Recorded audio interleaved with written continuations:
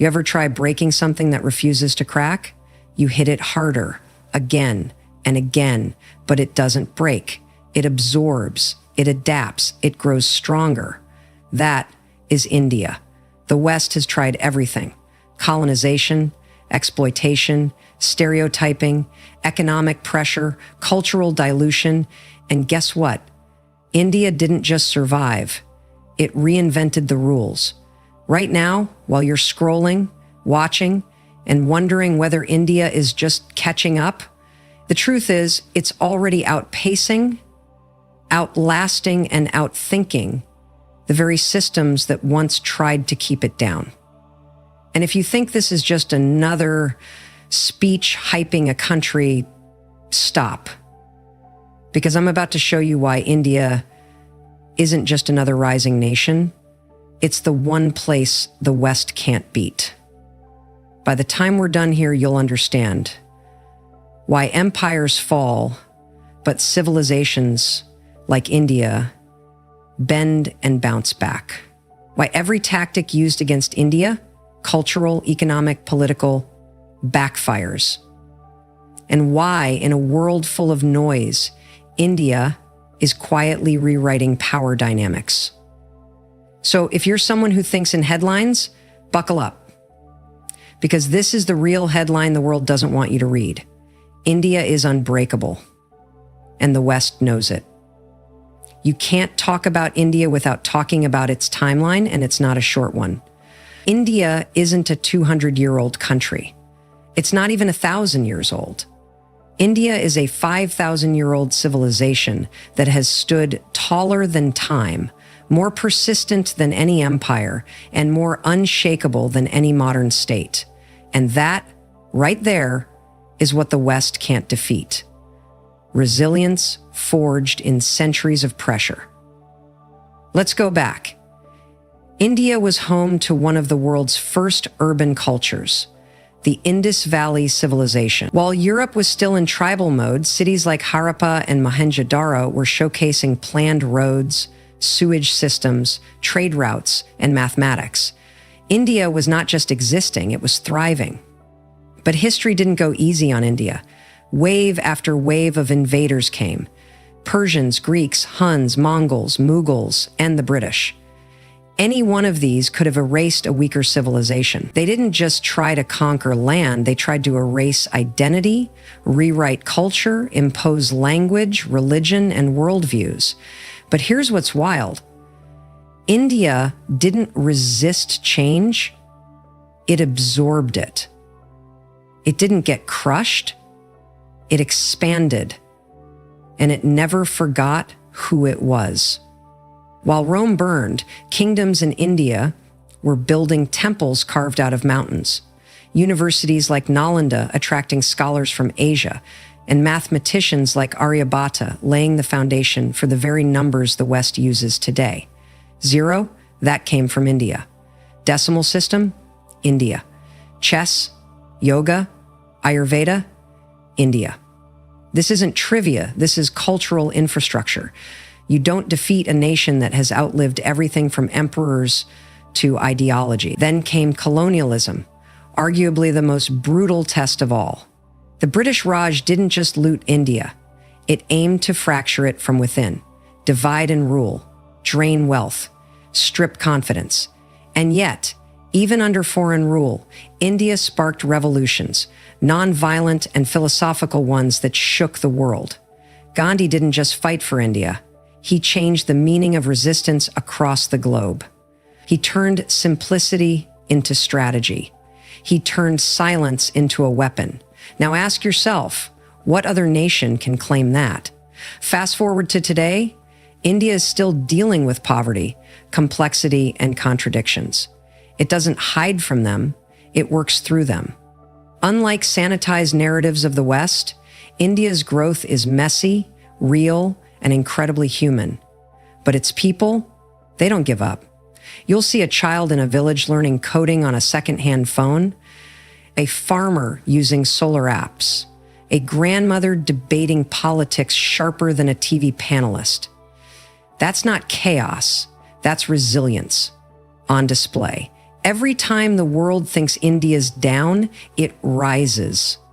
When partition shattered the country, India built a democracy overnight. When famine hit, it became a net food exporter. When nuclear powers flexed, India quietly became one. When the West dominated tech, India built a space program on a shoestring and sent a satellite to Mars, cheaper than the cost of a Hollywood movie. You can't beat a nation like that because you don't know where its strength comes from. It doesn't come from machines or missiles or media. It comes from memory. India remembers every empire that rose and fell. It remembers the lessons, the pain, the pride. That's why no foreign narrative can stick, no pressure tactic works for long, because you're not dealing with a new nation. You're dealing with an ancient mindset in a modern body. And that's exactly what the West didn't expect. A country that carries 5,000 years of survival instinct into every negotiation, every innovation, and every challenge. That's not soft power, that's indestructible power. India may look like it's still developing on the outside, but on the inside, it's battle-tested. And that's why the West can't defeat India. In today's world, we're often told that power comes from tanks, jets, and nuclear missiles. But let's be honest, true power, the kind that wins in the long run, doesn't come from domination. It comes from influence, intellect, and ideas. And that's where India plays a different game altogether. For centuries, the West has measured power with military might, conquer, occupy, control. But India wins with the mind. This isn't just spiritual talk. This is strategic intelligence, philosophical depth, and intellectual resilience that has quietly outmaneuvered empires without firing a bullet. Let's break this down. India's real arsenal is intellectual depth. Indian civilization has always prioritized knowledge over conquest. While much of the world was expanding territories, India was expanding consciousness. The Upanishads, Bhagavad Gita, Buddhist philosophies, these weren't just religious texts. They were manuals on human behavior, leadership, ethics, and mental strength. And they spread not through wars, but through wisdom. You think about how Buddhism reached China, Japan, Southeast Asia, not with armies, but with monks. That's soft power on a scale the modern West didn't even recognize until recently. Fast forward to today. India doesn't need to launch aircraft carriers to get global attention. It exports ideas, innovation, and intellectual capital. Silicon Valley wouldn't be what it is without Indian engineers, CEOs, and technologists. Google, Microsoft, Adobe, IBM, all led by people with Indian roots. That's not a fluke. That's what happens when a culture values education not as a path to power, but as a path to self-realization. And while the West often leverages intelligence for strategic dominance, India cultivates it for resilience. The education culture. More than degrees in Indian homes, education is not a lifestyle choice, it's a legacy. From ancient gurukuls to modern IITs, India has built institutions that produce deep thinkers and solution makers, not just workers. Think about this. With a fraction of the military budget of the West, India has built a space program that reached Mars on its first attempt and did it for less than the cost of Gravity, the movie.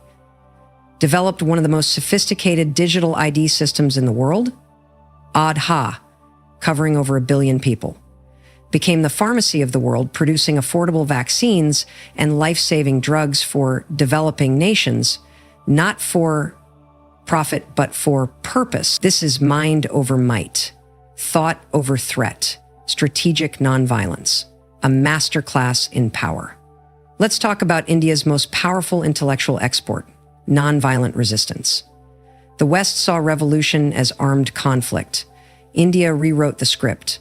Gandhi's Satyagraha wasn't just moral, It was tactically genius. It exposed the brutality of the British without ever picking up a weapon.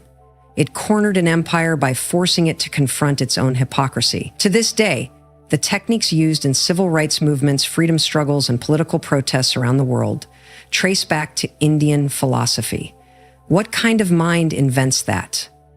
One that doesn't believe in defeating the enemy physically, but transforming the game itself. Modern diplomacy, India's quiet strength. India doesn't chase headlines. It doesn't posture on global stages the way some powers do. Instead, it builds alliances quietly, offers humanitarian aid globally, and plays the long game. It doesn't get bullied. It doesn't bully others. Whether it's its firm stance with China or balanced diplomacy with the US and Russia, India keeps one thing clear. Sovereignty isn't negotiable, but peace is always preferred, and that confuses the West. Because India doesn't follow the classic playbook of force, fear, and firepower, it plays chess when others are throwing punches. It educates, elevates, and evolves, and that makes it a far more powerful and unpredictable force than any army can measure. Here's the final truth. The West can build stronger armies, faster missiles, bigger defense budgets, but they still won't beat India, because India isn't fighting the same battle. India is mastering the battlefield of ideas, of innovation, of identity. This is a country that's taught the world how to think, not just how to fight. And that is why India remains undefeatable, not because it flexes its military muscle, but because it plays the most powerful card of all: the mind. At first glance, India looks like a paradox. It has 22 official languages, over 2,000 distinct ethnic groups, every major world religion, and a kaleidoscope of customs, dress, diets, and traditions. It's loud, layered, and full of contradiction. And yet, it works. Not in the sanitized, linear way Western systems are designed to work, but in a way that's organic, adaptive, and above all, cohesive. That's the miracle the West can't replicate, and certainly can't defeat. In the West, even a slight ideological divide can tear societies apart. Elections divide families. Racial, cultural, and political differences polarize entire populations. But India? India lives with opposing realities side by side every day, and it's done so for thousands of years. That's not dysfunction. That's deep cultural strength. Unity without uniformity. Most modern nation states are built around one dominant language, one religion, one race, or one ideology. Not India. India is built on the opposite principle: unity without uniformity. Hindu temples stand next to mosques, which sit beside churches, and Sikh gurdwaras. Diwali and Eid are celebrated with equal flair. In one state, beef is banned. In another, it's on the menu. In one city, Sanskrit chants fill the air. In another, you'll hear Tamil poetry, Islamic prayers, or tribal songs passed down orally for centuries. This isn't just coexistence. It's coherence through contrast. India doesn't need everyone to agree to function. It needs everyone to engage. And it's been doing that for millennia. In fact, chaos is not India's weakness. It's the design, a civilizational culture, not just a country. Here's what the West doesn't fully grasp. India isn't just a country. It's a civilizational platform. This means its identity wasn't carved out by a constitution or modern statehood.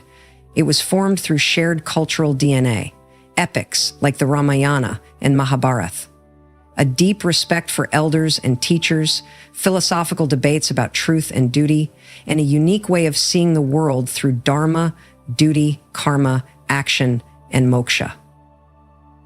India's strength comes not from top-down control, but from bottom-up harmony. Villages have panchayats, local councils. Cities have layers of informal order.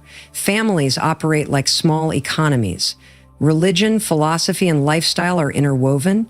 Even when politics divides, This civilizational core holds people together. And that's why foreign powers, no matter how advanced or organized, can't fully understand or destabilize India. India destabilize India because they mistake the noise for weakness, when in fact, it's resilience in motion, surviving what should have broken it. Partition in 1947 split the subcontinent along religious lines, killing millions. Any other nation would have collapsed under that trauma. India didn't. In fact, just 2 years later, it adopted one of the most ambitious, inclusive constitutions in the world, recognizing not only the rights of individuals, but the diversity of its people. It didn't try to erase identity to build unity. It protected identity to sustain unity. Think about that. While the world was watching countries fall into dictatorship or ethnic civil war, India, a country with hundreds of ethnicities and languages, chose democracy. Was it perfect? No. Is it messy? Absolutely. But is it stable? More than most Western nations expected. That's what makes India dangerous. Not to the world, but to anyone who tries to control it.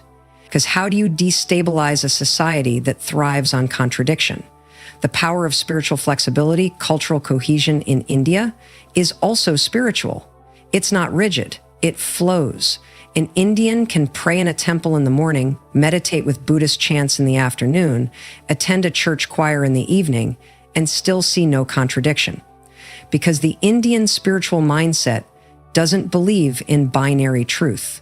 It believes in many paths, one reality. This flexibility is what keeps India grounded while the world spins faster. It's what lets Indians adapt to globalization without losing identity. It's what makes Indian culture flourish, not just in India, but wherever Indians go, from Kenya to Canada. India is not chaotic because it's broken. It's chaotic because it's alive. The West often fears complexity. India embraces it. And that makes it hard to defeat, hard to predict, and impossible to fully control. Because at the core of all the color, noise, languages, and contradictions lies something that no external force can touch: a shared civilizational soul. And that's not just strong, that's unshakable. For decades, the West dismissed India as a chaotic, overpopulated, underdeveloped country struggling to find its place. It was seen as the land of call centers, slums, and spirituality, not as an economic threat. But while the world wasn't watching closely, India was building. Quietly, strategically, relentlessly. And now, the numbers are too big to ignore. India isn't coming. India is already here. But unlike China's loud state-driven rise, India's emergence has been silent, organic, and people-powerfully. Let's start with the data. India is now the world's 5th largest economy. Having overtaken the UK, its former colonizer, it's projected to be in the top 3 within the next decade, right behind the US and China. It boasts a middle class of over 400 million, larger than the population of the entire United States. It's one of the fastest growing digital markets in the world, adding tens of millions of new internet users every year. And by 2030, it's set to be the largest consumer market on the planet. But India didn't make this leap with oil or natural resources. It did it with brains, grit, and innovation. Brains over brawn, India's knowledge economy. While the West was focused on building physical infrastructure and military presence, India was investing in human capital. The IT revolution turned India into the back office of the world. But that was just phase 1.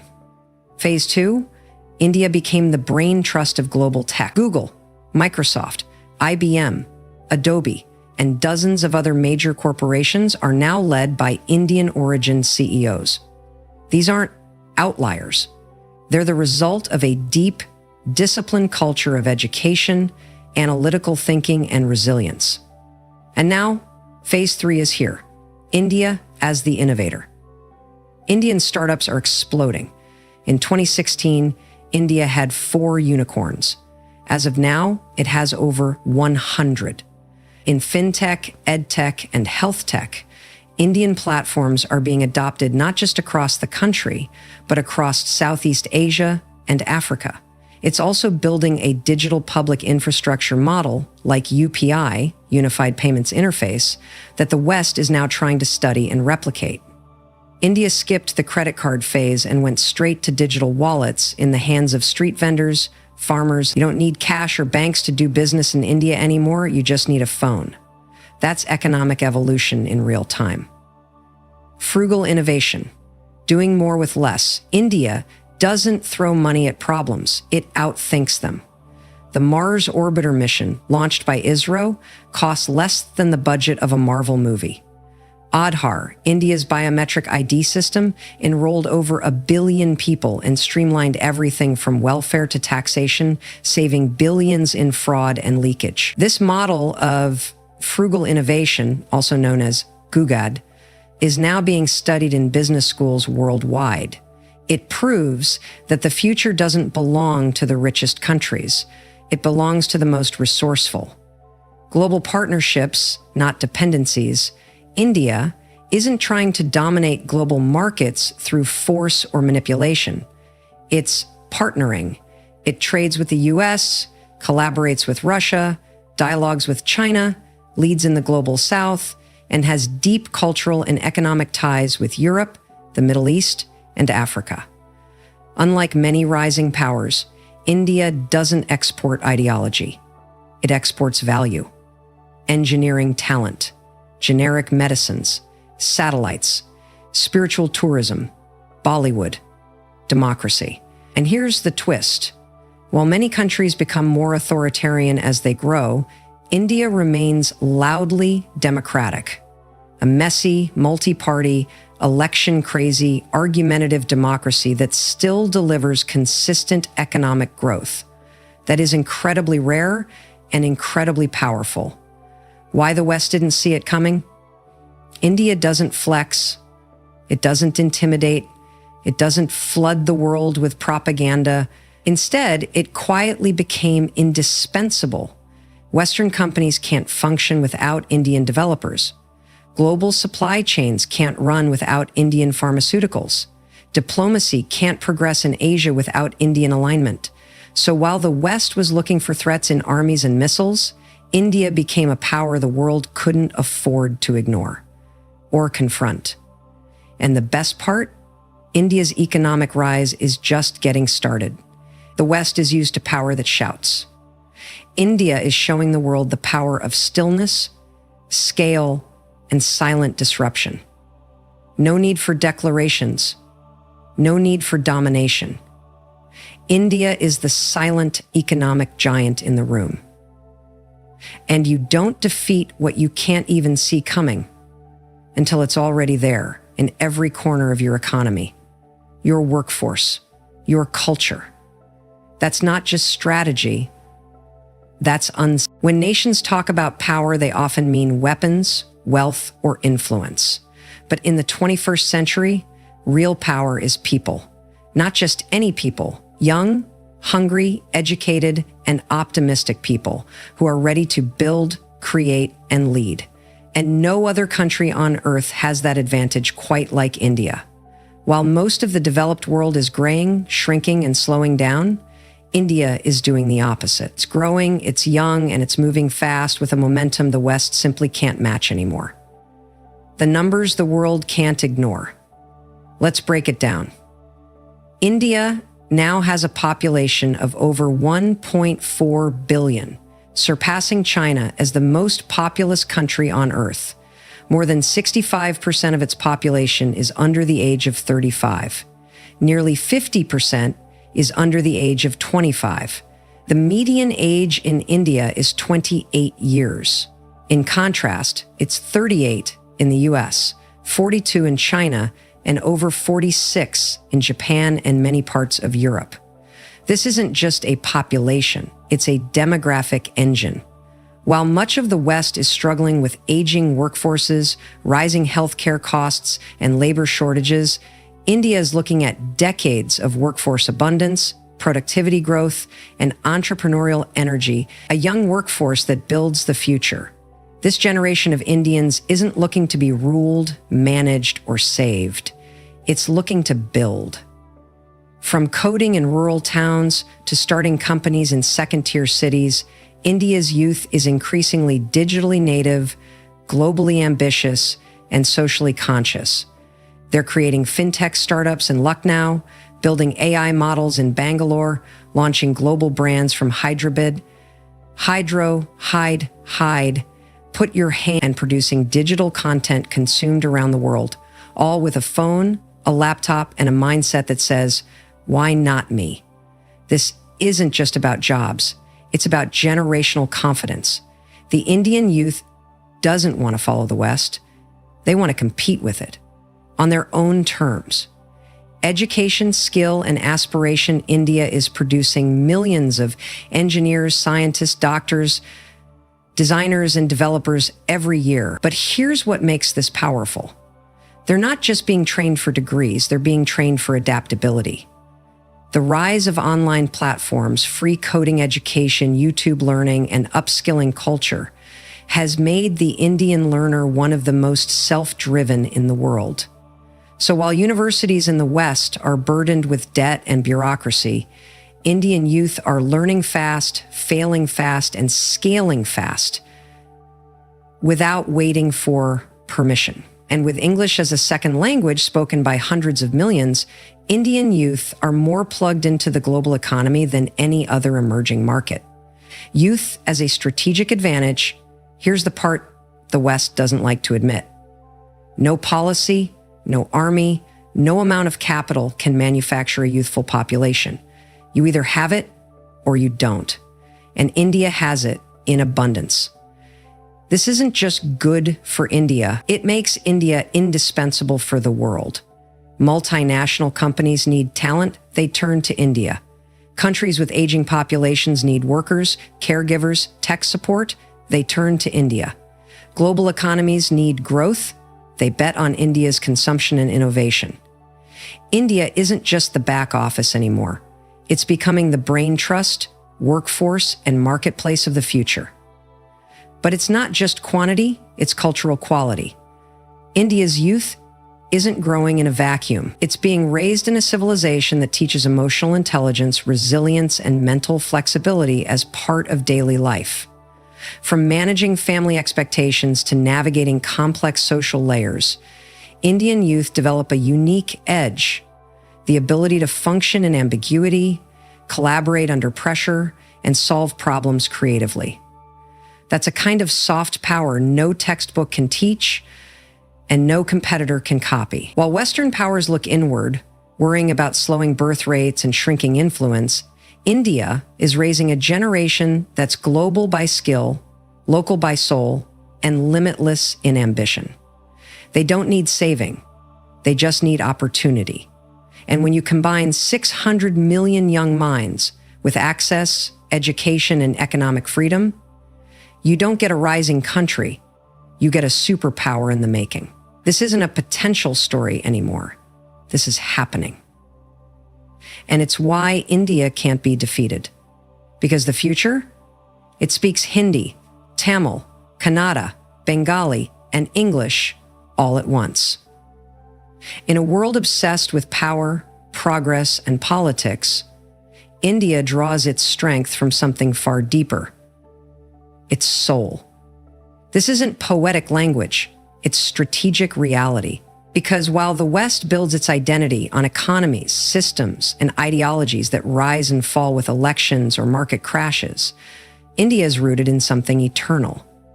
Something no colonizer, invader, or global crisis has ever been able to erase.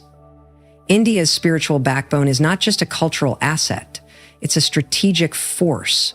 And it's why, despite poverty, conflict, and centuries of foreign domination, India never broke. Spirituality is infrastructure in the West. Spirituality is often seen as a personal belief system, optional, abstract, and private. But in India, spirituality is infrastructure.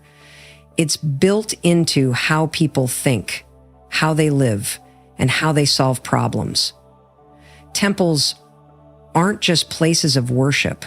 They are economic centers, community halls, charity hubs, and cultural schools. The Gita, the Vedas, the Upanishads, the Quran, the Bible, the Guru Granth Sahib, these aren't just religious texts. They're life manuals, philosophical frameworks, and daily guides for millions. In India, spirituality is functional. It gives people a way to make sense of hardship, to endure chaos, to rise after failure. It teaches that suffering is part of growth, that detachment brings focus, and that duty is greater than self. These aren't just values, they're strategic coping mechanisms, and they've helped India withstand every attempt to break it from within or conquer it from outside. Colonized but never conquered, here's something most history books miss. India has been ruled but never truly conquered. Why? Because to conquer a people, you must destroy what they believe. And India's beliefs have outlasted every empire that tried. The Mughals came and ended up building some of the most iconic Indian architecture. The British came and left behind railways and laws, but couldn't erase yoga, Sanskrit, or Diwali. Missionaries tried to convert, colonialists tried to suppress, but India's soul stayed intact. That's because India doesn't resist with violence. It resists with absorption. It takes what comes and absorbs it into something larger, deeper, older. That kind of spiritual elasticity makes it impossible to truly dominate.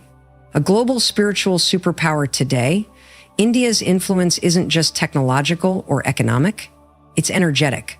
Yoga is practiced by over 300 million people globally. Meditation, Ayurveda, and mindfulness are billion-dollar global industries, all rooted in Indian philosophy. The Bhagavad Gita is quoted in boardrooms, therapy sessions, and leadership seminars. Indian festivals like Diwali and Holi are now celebrated in Times Square, Trafalgar Square, and across the Middle East. And none of this is exported with force. It spreads because people are hungry for meaning, and India offers it. While the West produces technology to make life easier, India produces wisdom to make life bearable, even beautiful, through challenge and change. That's real power. The power to guide not just what people do, but how they feel and why they live. Spiritual strength in a crisis. What happens when everything collapses? Markets fail, governments fall, pandemics strike, wars erupt. And in those moments, people look for something beyond strategy, beyond reason. They look for hope, resilience, faith. That's where India stands tallest. Not because it avoids suffering, but because it knows how to endure. India, if we come to it, whether it's through a morning prayer, a sacred chant, a family ritual, or the simple act of offering food to a stranger, Indians have built a life philosophy that trains the soul for difficulty. That's not softness, that's unshakable strength. You can copy India's software talent. You can outsource its labor, you can buy its products and borrow its policies, but you can't replicate its soul. You can't defeat a country whose identity is older than history and more resilient than any army. Because at the end of the day, when all systems fail, only one thing holds a nation together: belief. And India doesn't just believe, it embodies. It lives. It breathes a spiritual depth that no superpower, no corporation, no ideology can ever match. That's not just power, that's immortality.